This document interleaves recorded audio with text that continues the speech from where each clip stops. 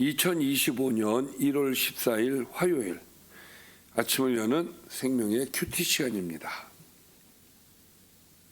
오늘 말씀은 요한복음 4장 43절에서 54절 말씀으로 표적을 따르는 미숙한 신앙에서 진정한 신앙으로라는 제목으로 함께 말씀을 나누도록 하겠습니다. 자, 오늘 말씀 들어가기 앞서서 어제 말씀 간단하게 좀 보겠습니다. 어제 말씀은 이제 사마리아 여인에 대한 이야기 중에 이제 마지막 부분이었죠.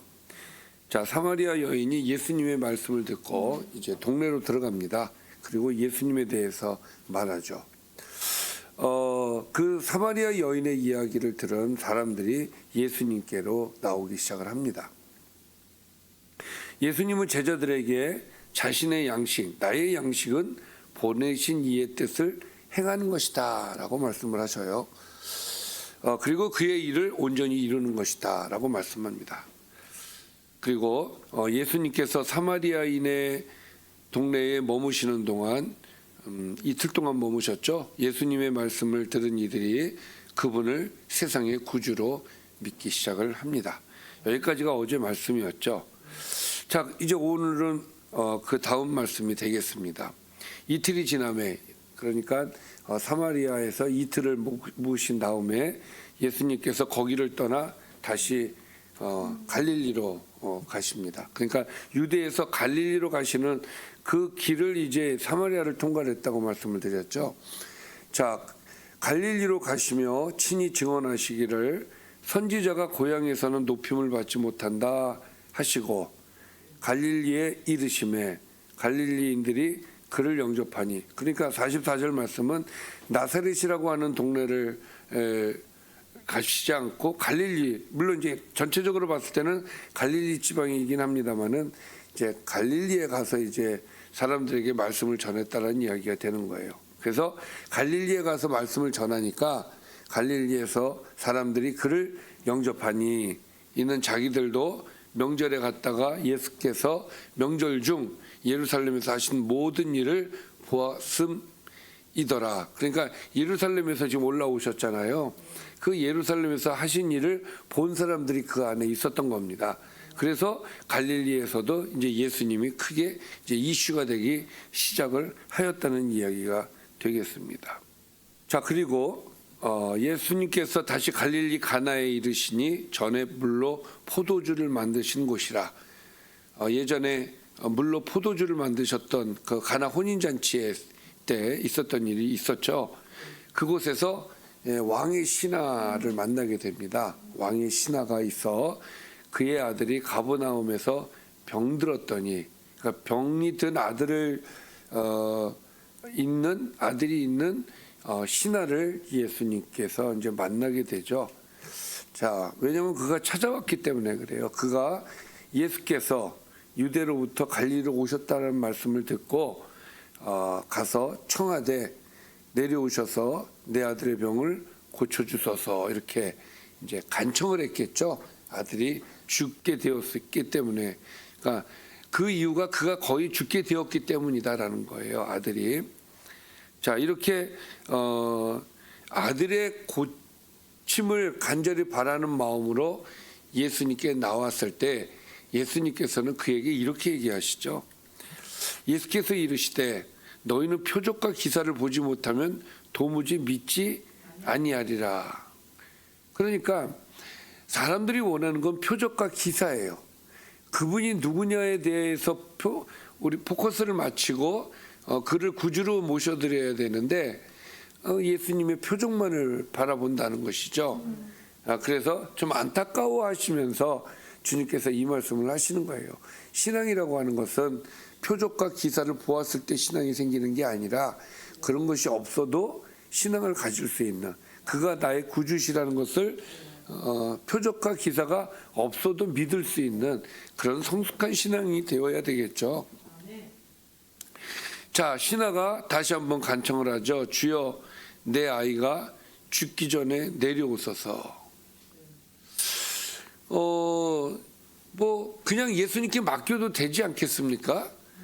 그냥 우리 아들 살려주세요 한마디만 하면 되는데 굳이 재촉을 하는 거예요. 지금 주여 내 아이가 죽기 전에 내려오셔야 됩니다. 이런 말씀을. 사실 예수님이 죽은 이후에 가시든 죽기 이전에 가시든 그냥 예수님께 맡기면 예수님이 알아서 하실 텐데 우리 마음이 그렇지 않은 거예요. 왜? 우리는 죽은 다음에는 끝이라고 생각을 하잖아요. 그래서 죽기 전에 와달라고 내가 원하는 시간에 내가 원하는 때에 예수님께서 움직여 주시기를 우리는 원한단 말이에요. 이 신화도 마찬가지죠. 그러니까 이런 오늘의 이 말씀 속에는 표적을 구하고 기사를 구하고 또 이렇게 내가 원하는 대로 예수님이 움직여 주셔야 되고 아주 미숙한 신앙을 우리에게 지금 보여주고 있어요. 이런 신앙보다는 그냥 전적으로 예수님께 맡길 수 있는 신앙이 되어야 될 줄 믿습니다. 자, 그때 예수님께서 이렇게 대답을 하시죠. 예수께서 이르시되 가라 내 아들이 살아있다 이렇게 얘기하시는 거예요. 살아있다. 다행히도 이 신하는 예수님께서 하신 말씀을 믿었어요. 그리고 갑니다.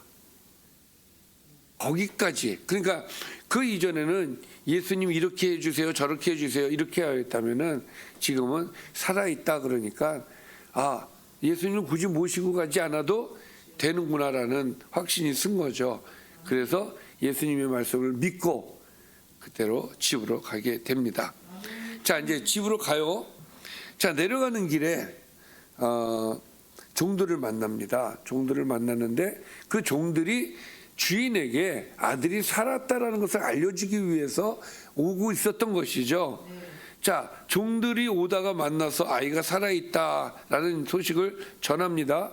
그래서 그 낳기 시작한 때를 물은즉 어제 7시에 열기가 떨어졌나이다 하는지라.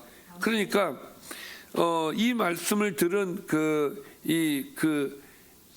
신하가 그 시간대를 왜 물어봤을까요? 그렇죠. 그거를 이제 계산하기 위해서예요. 그의 아버지가 예수께서 내 아들이 살아있다 말씀하신 그때와 시간이 동일한 거예요. 그래서 그때야 비로소 자기와 그 온 집안이 다 예수를 믿었다는 얘기죠. 그리고 이것은 예수께서 유대에서 갈릴리로 오신 후에 행하신 두 번째 표적이었다.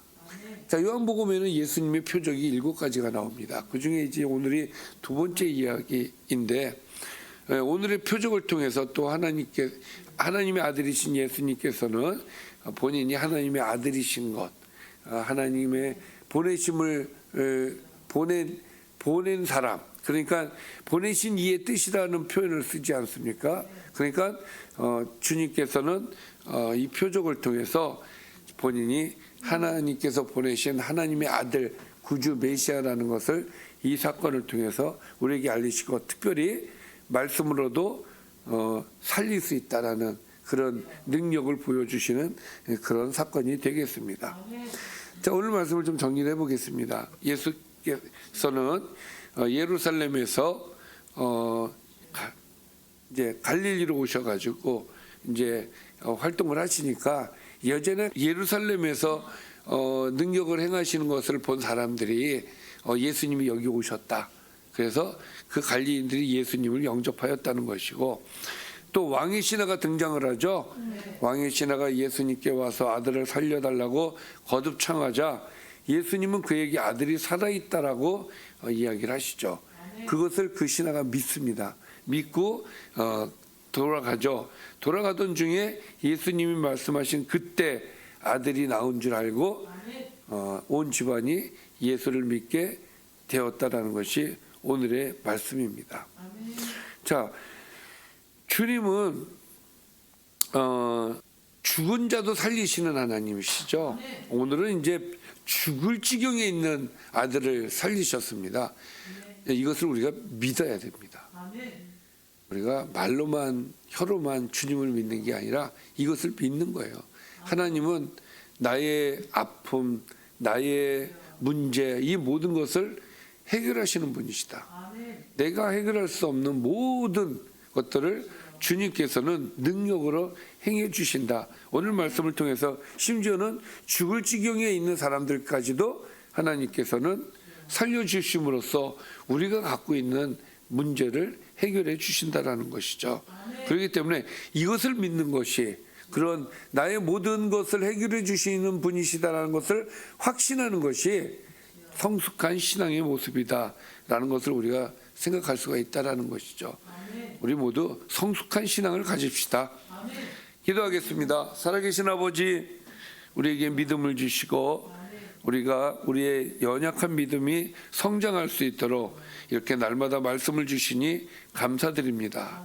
오늘 신하처럼 예수님의 말씀을 믿는 그런 성숙한 신앙인이 될 수 있도록 인도하여 주옵소서. 예수님의 이름으로 기도드리옵나이다.